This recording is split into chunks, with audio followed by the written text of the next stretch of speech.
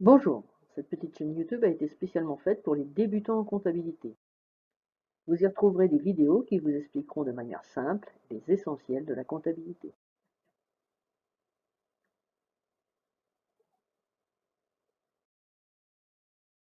Bien, l'objet aujourd'hui de ce petit support, c'est de parler du compte de résultat et du bilan, qui sont, comme vous le savez, deux documents essentiels de la comptabilité, mais aussi des documents essentiels pour la gestion de l'entreprise.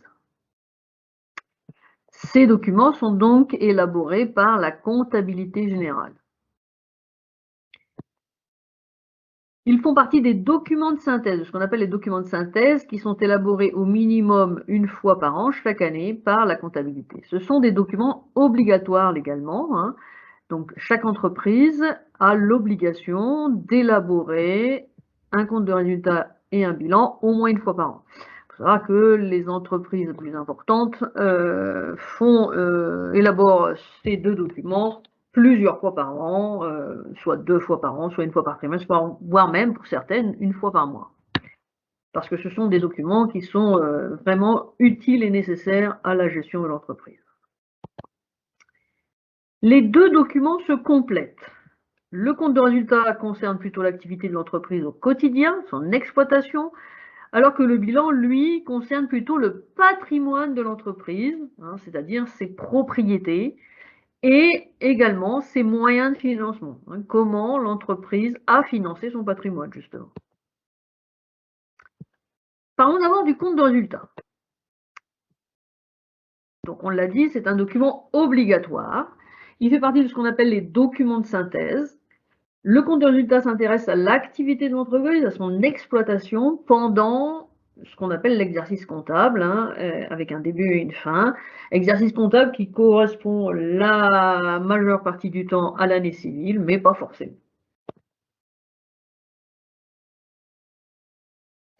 Le compte de résultat recense le total des charges de l'année ainsi que le total des produits.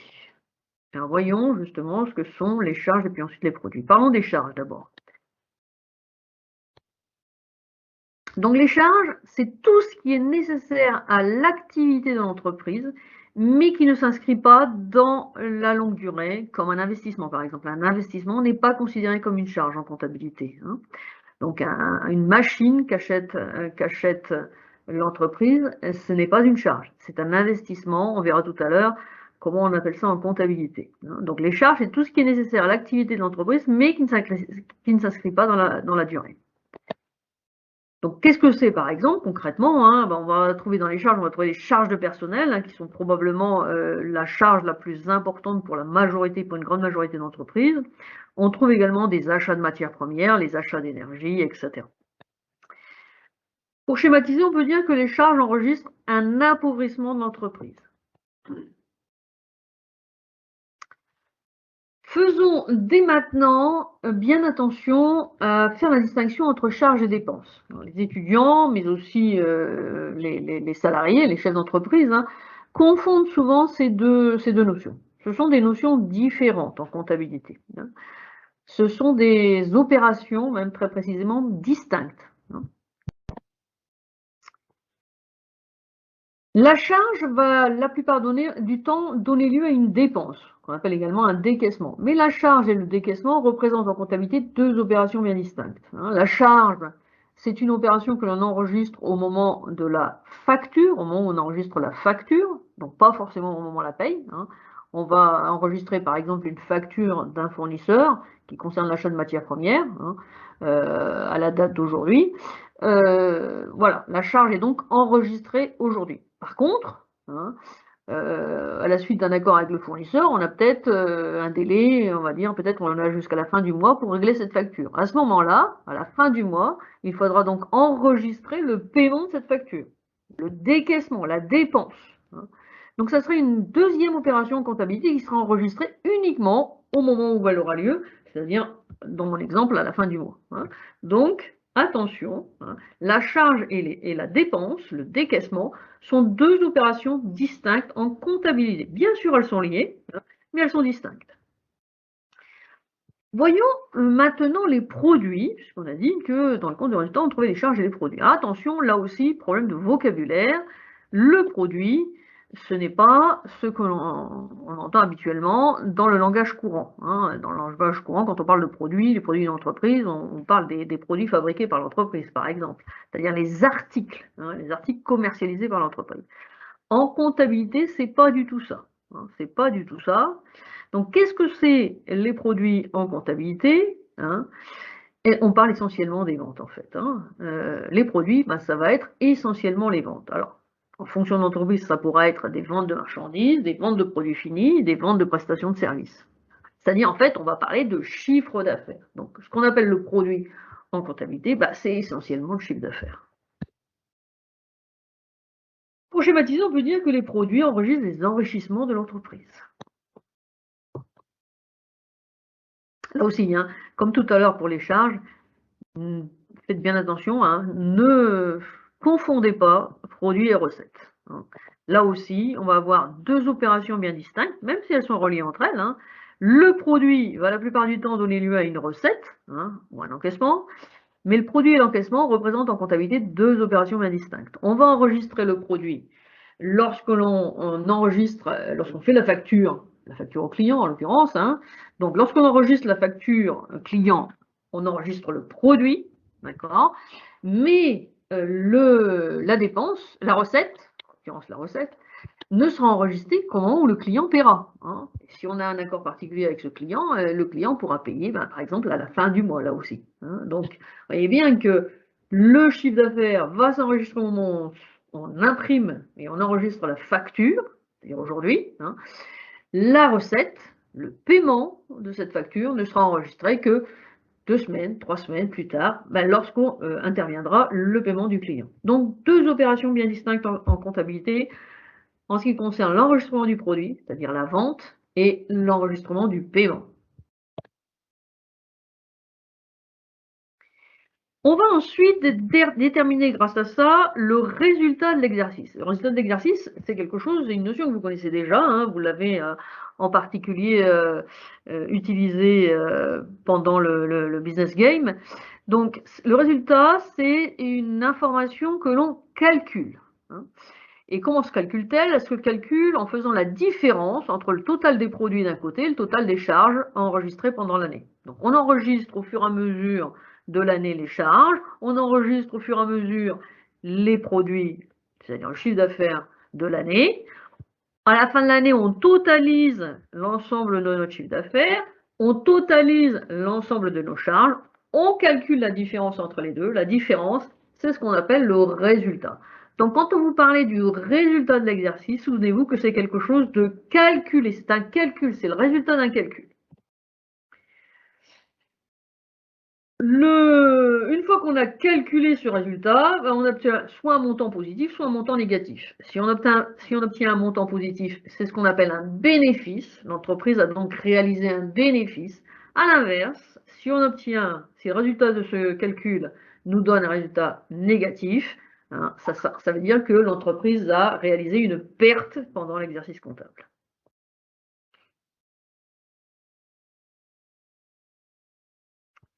Alors, dès maintenant, parlons tout de suite de la distinction entre résultat et trésorerie. Hein. C'est quelque chose que les étudiants confondaient souvent. Hein. Vous faites la confusion entre le résultat et la trésorerie de l'entreprise. Donc, souvenez-vous que ce sont deux choses distinctes. Hein. Le résultat, c'est le résultat d'un calcul. Hein. C'est une formule de calcul. C'est ce qu'on obtient quand on fait le calcul dont on a parlé juste avant. D'accord ? La trésorerie, c'est pas du tout un calcul. La trésorerie, c'est la position de trésorerie que l'on a à un instant T, au moment où on regarde ce qu'on a sur notre compte en banque, ou sur nos comptes en banque si l'entreprise dispose de plusieurs comptes en banque. Hein. Donc, voilà. Qu'est-ce qu'on a sur notre compte en banque? D'ailleurs, hein, il peut s'avérer qu'on ait aussi une position de trésorerie négative, ce qu'on appelle un découvert bancaire. D'accord? Donc attention, hein, il n'y a pas de corrélation entre un résultat et une trésorerie. Hein, il y aura pas, on peut très bien avoir un résultat positif et une trésorerie négative, et à l'inverse, hein, un résultat négatif et une trésorerie positive. Donc attention à cette distinction et à ne pas confondre ces deux concepts. Donc bien sûr qu'ils sont liés, hein, bien sûr que le résultat et la trésorerie sont liés, mais dans tous les cas, ils ne sont pas identiques à un instant donné. Donc ça, c'est un point de difficulté, de compréhension, hein, pour vous les étudiants, mais aussi pour les chefs d'entreprise, hein. Et cette difficulté de compréhension, elle entraîne de nombreuses difficultés pour la gestion de l'entreprise, hein. Souvent, le chef d'entreprise, hein, a cette confusion, hein. Il pense par exemple que son résultat est positif, donc il est très content, sauf qu'il a oublié que sa trésorerie, elle n'est pas forcément positive elle aussi, et si elle est négative, ça peut être l'objet de beaucoup de difficultés pour l'entreprise. Donc souvenez-vous-en, hein, ne confondez pas résultat et trésorerie, ce sont deux choses distinctes. Alors dans le compte de résultat, on classe les éléments en fonction des choses suivantes, hein. On commence par les éléments d'exploitation qui sont les éléments les plus nombreux, hein, on va le voir dans 2 secondes. On aura ensuite les éléments financiers et puis ensuite, enfin, les éléments exceptionnels. Alors, ce classement, à quoi ça correspond? Les éléments d'exploitation sont liés à l'activité habituelle de l'entreprise, hein. Ce sont les éléments les plus nombreux que l'on va trouver dans le compte de résultat, hein. C'est ce qui arrive habituellement, ce qui est répétitif, ce qui est nécessaire à l'activité de l'entreprise.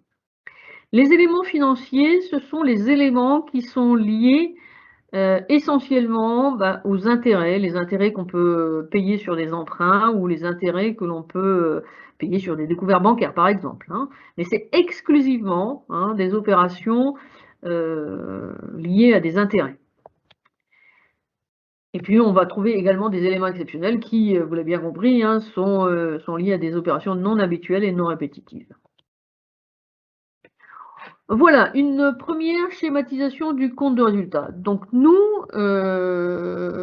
vous verrez, on verra plus tard que on va dire dans le fonctionnement d'une entreprise, hein, on va trouver rarement, hein, une présentation de compte de résultat comme ça sous forme de tableau. On va trouver ça, le compte de résultat, on va le trouver en fait dans une liasse, hein, ce qu'on appelle une liasse, mais on verra plus tard à quoi correspond cette liasse et comment elle se présente. Néanmoins, nous, dans ce cours, nous allons présenter le compte de résultat sous forme de tableau.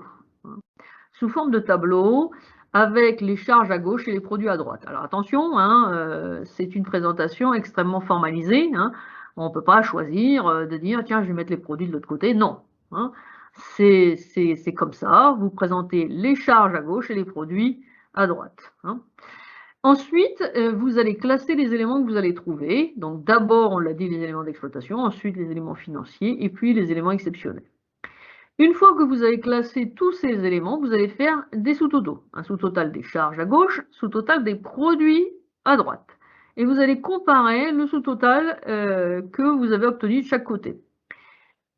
Donc, si on obtient le sous-total des produits supérieur au sous-total des charges, ça veut dire que l'entreprise a fait plus de chiffre d'affaires qu'elle n'a supporté de charges. Dans ce cas-là, elle réalise un bénéfice qu'on inscrit à gauche. À l'inverse, hein, si l'entreprise a eu un total de charges supérieur au sous-total des produits, dans ce cas-là, ça veut dire qu'elle a supporté des charges supérieures au chiffre d'affaires qu'elle a effectué. Elle a donc fait une perte. D'accord? Perte qu'on inscrira du côté des produits.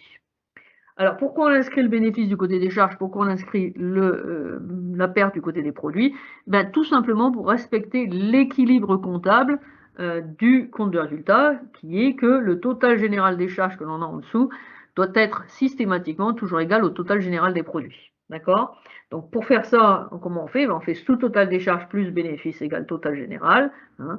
Ou bien, si on a une perte, on fait sous-total des produits plus perte égale total général des produits. Et on aura toujours total général des charges égale total général des produits, même si l'entreprise ne fonctionne pas bien, hein. Vous avez bien compris que c'est un équilibre factice, virtuel, on va dire, hein. Cet équilibre est obtenu parce qu'on additionne soit le bénéfice, soit la perte au sous-total fait précédemment. Passons maintenant au bilan.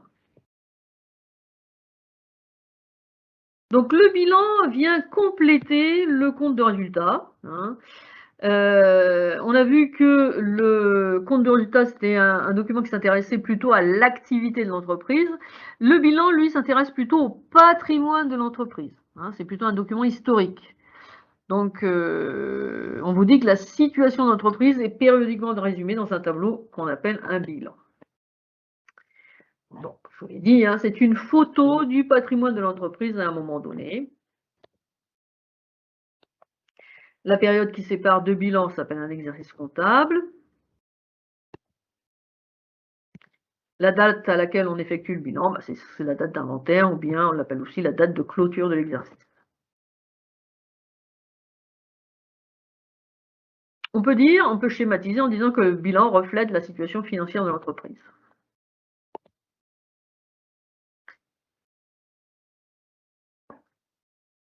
On va retrouver au niveau du bilan des valeurs d'investissement, de financement et d'exploitation. Et ces valeurs peuvent se classer en deux groupes. On va avoir des valeurs qui représentent des sources de financement pour l'entreprise et des valeurs qui correspondent à des valeurs obtenues par l'entreprise et qui sont sa propriété. Première petite schématisation d'un bilan. Hein. Donc on l'a dit, ça reflète la situation financière en fin d'exercice comptable d'une entreprise donnée. Hein. À gauche, on va trouver comment l'entreprise, depuis qu'elle a été créée, a utilisé ses sources de financement. On appelle ça les emplois, on verra comment on appelle ça tout à l'heure. Et de l'autre côté, on va trouver les ressources, c'est-à-dire les sources de financement de l'entreprise.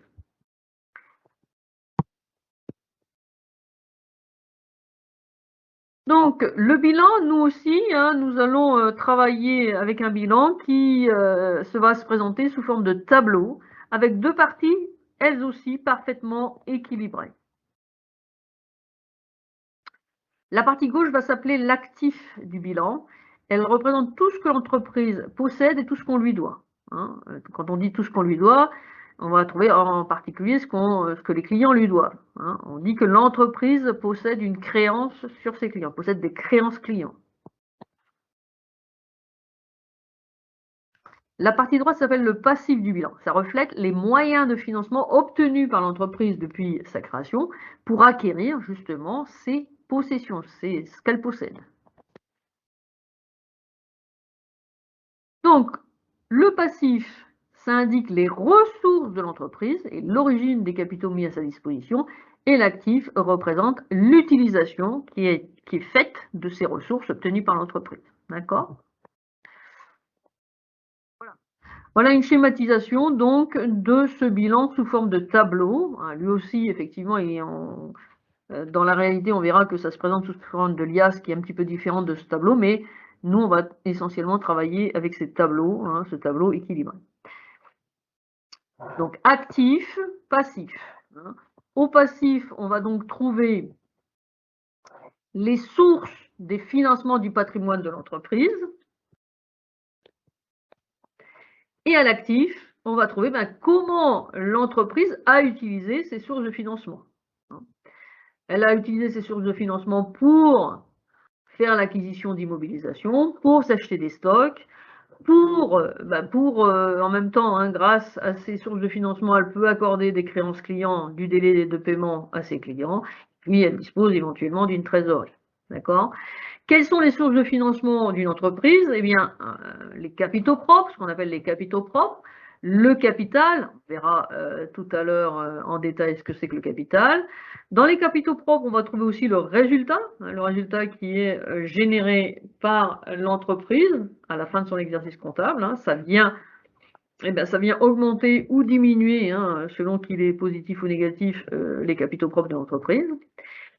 On trouvera également au passif les dettes financières, c'est-à-dire ce qu'on appelle les emprunts. Hein. Et puis on trouvera également tout ce qu'on appelle les dettes d'exploitation, c'est-à-dire les dettes fournisseurs, les dettes au personnel, etc. Souvenez-vous que le bilan est un document équilibré. Encore une fois, hein, cet équilibre est uniquement virtuel. Hein. Il ne veut rien dire. D'accord ? C'est pas toute entreprise, n'importe quelle entreprise a un bilan équilibré. ça ne veut rien dire sur sa situation financière. Même une entreprise qui perd beaucoup d'argent aura un bilan équilibré. Donc souvenez-vous qu'on présente un bilan de façon toujours équilibrée avec un total actif égal au total passif. Alors, on va regarder un petit peu les composantes de ce bilan, un par un. On a d'abord les capitaux. Alors, dans les capitaux, on va trouver ce qu'on appelle le capital. Attention, ne faites pas la confusion entre les capitaux et le capital. Deux choses différentes. Les capitaux englobent le capital. Le capital, qu'est-ce que c'est? C'est la valeur des apports personnels de l'entrepreneur, des actionnaires ou des associés. Valeur des apports personnels de l'entrepreneur, des actionnaires ou des associés. Donc, au moment de la création de l'entreprise. Donc, par exemple, une entreprise crée, on va dire, deux actionnaires créent leur entreprise. Un des associés amène à l'entreprise sa camionnette, qui a une valeur de 50 000 €. Cette camionnette devient la propriété de l'entreprise. En échange, l'associé détient des parts dans l'entreprise. Le deuxième associé, imaginons qu'il ait apporté 10 000 € en argent. D'accord? On aura donc une valeur totale du capital. Cette entreprise aura un capital total de 60 000 €. La valeur de la camionnette plus les 10 000 € apportés en argent. D'accord? Donc on aura un capital de 60 000 €. OK? Attention, ce capital ne va pas varier au cours du temps. On a amené 60 000 €, enfin on a amené la valeur de 60 000 € au départ. Dans 10 ans, eh bien, s'il n'y a pas eu d'opération particulière, bien entendu, cette entreprise aura toujours un capital de 60 000 €. Même si elle ne dispose plus ni de la camionnette, ni des 10 000 € apportés par le deuxième associé. Son capital de départ a été de 60 000 €, continuera d'afficher un capital de 60 000 €. Alors, dans les capitaux, on trouve les capitaux propres, en particulier le capital dont on vient de parler, mais on trouve aussi les capitaux empruntés, c'est-à-dire les dettes financières, les emprunts. On les trouve également, ça fait partie également des capitaux. Ensuite, les immobilisations. Les immobilisations, on va les trouver à l'actif du bilan. Qu'est-ce que sont les immobilisations? Ce sont des biens ou des droits détenus par l'entreprise de façon durable. Pensez aux investissements. Les investissements vont souvent être considérés comme des immobilisations en comptabilité. L'investissement, on va dire que c'est le terme de gestion, et en comptabilité, on va parler d'immobilisation. Des droits ou des biens détenus par l'entreprise de façon durable, dont l'entreprise est propriétaire. Attention, si l'entreprise n'en est pas propriétaire, ça ne sera pas considéré comme une immobilisation. Alors, dans les immobilisations, on va trouver ce qu'on appelle les immobilisations corporelles, qui ont du corps, que l'on peut toucher. Par exemple, tout ce qui est véhicules, machines, bâtiments éventuellement si l'entreprise en est propriétaire, et uniquement si l'entreprise est propriétaire, tout ce qui est mobilier de bureau, tout ça, ça fait partie des immobilisations corporelles. Donc des biens durables que l'entreprise a l'intention d'utiliser sur le moyen terme au minimum. Et on va trouver aussi des immobilisations incorporelles. L'entreprise a pu faire l'acquisition de logiciels, par exemple, ou d'un fonds de commerce, d'une marque, etc. Elle en est propriétaire, d'accord, et elle envisage de l'utiliser sur le moyen terme au minimum. C'est ce qu'on appelle une immobilisation incorporelle. On ne peut pas le toucher, mais ça fait quand même partie des immobilisations de l'entreprise. À l'actif du bilan, on retrouve également les stocks. On retrouve en particulier ce qu'on appelle l'actif circulant. Donc dans les stocks, c'est facile à comprendre, qu'est-ce qu'on peut trouver? En fonction de l'activité de l'entreprise, on va trouver soit des stocks de marchandises. Les marchandises, ce sont des produits achetés et revendus sans transformation. On peut trouver également des stocks de matières premières. Cette fois-ci, ce sont des produits achetés dans l'intention d'être transformés dans un processus de fabrication. Et des stocks de produits finis, des produits fabriqués, obtenus à l'issue du processus de fabrication. D'accord? Donc, en fonction de l'activité de l'entreprise, on aura des stocks ou de marchandises ou de matières premières, ou les trois, ou les deux, etc. Dans le bilan, on va trouver également les tiers. Alors, les tiers, ça se trouve soit à l'actif, soit au passif. Dans les tiers, on trouve les créances clients et les dettes fournisseurs, principalement. On trouve aussi d'autres éléments, mais principalement les créances clients et les dettes fournisseurs. Les créances clients, c'est l'argent que nous doivent les clients, hein, qui n'ont pas encore payé leurs factures. Dans ce cas-là, on va retrouver ça à l'actif du bilan, hein, c'est un droit, c'est une propriété de l'entreprise, hein, l'entreprise possède le droit d'être payée par ses clients. Et puis au passif, cette fois-ci, on trouvera les dettes aux fournisseurs, hein. Donc ce sont les factures fournisseurs enregistrées mais qui n'ont pas encore été payées, hein. Donc là aussi, l'entreprise a une dette vis-à-vis de son fournisseur, bien entendu, puisqu'elle a été livrée, hein, mais qu'elle n'a pas encore payé. On trouve également la trésorerie. Donc la trésorerie, on la trouve au bilan.